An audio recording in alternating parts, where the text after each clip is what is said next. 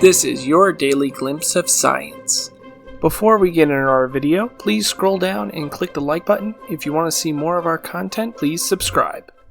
Did you know that the UK just became the first country to authorize fully tested COVID-19 vaccine for its citizens on December 2nd? Yeah, I read an article about it. Although Russia and China have allowed emergency use of vaccines made in their countries, their authorization was granted before the completion of safety and effectiveness trials. The United Arab Emirates also allowed early emergency use of 2 Chinese-made vaccines. The U.S. Food and Drug Administration will review Pfizer application for emergency use of their vaccine on December 10. Pfizer's vaccine, developed with its German collaborator BioNTech, has effectiveness of 95%, well above the 50% threshold required for authorization.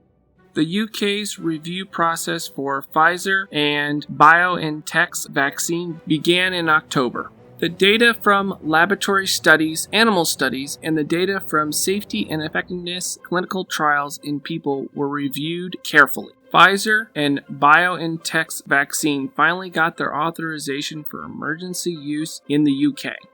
Remind me, what's in their vaccine again? Pfizer's vaccine uses mRNA to deliver instructions to the human cells in order to make the coronavirus's proteins.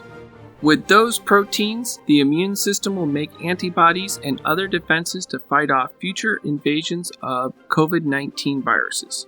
The challenging task is the distribution of the vaccines, because Pfizer's vaccine must be stored at -70 degrees Celsius to remain effective. The article mentioned that Pfizer vaccine could start being distributed for emergency use in the coming days. Pfizer has contracted with the United Kingdom for its distribution of 40 million doses in 2020 and 2021. With 2 vaccine doses required for each person, that'll be enough to immunize 20 million people. The first doses are expected to arrive within days from the manufacturing site of the company in Belgium.